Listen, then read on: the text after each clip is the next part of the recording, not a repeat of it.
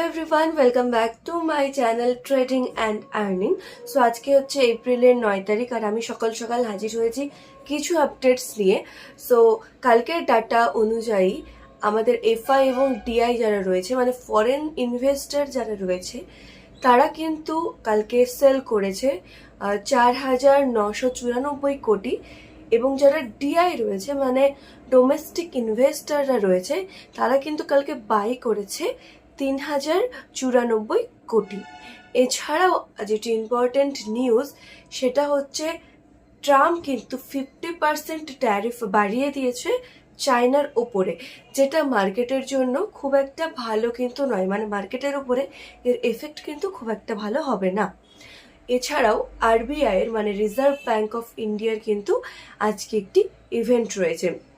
আমাদের reserve bank of ইন্ডিয়ার যেটা মনিটারি পলিসি রয়েছে সেটা কিন্তু আজকে 10টার দিকে হতে চলেছে, ফলে সেই দিকেও আমাদের কিন্তু নজর রাখতে হবে। সো এই হচ্ছে মার্কেটের ওভারঅল ভিউ।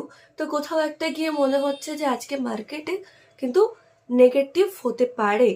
সো আমরা চাইলে আজকে যে কোনো স্টক যদি ওপরে যায়, তবে তার রেজিস্ট্যান্স 1 বা রেজিস্ট্যান্স 2 থেকে কিন্তু একটা সেল করার কথা আজকে ভাবতে পারি। তো দেখা যাক যে আজকে মার্কেটটা কেমন কি মুভমেন্ট করে, এবং দেখা হচ্ছে নতুন আরেকটি আপডেটসে এবং ভিডিওতে।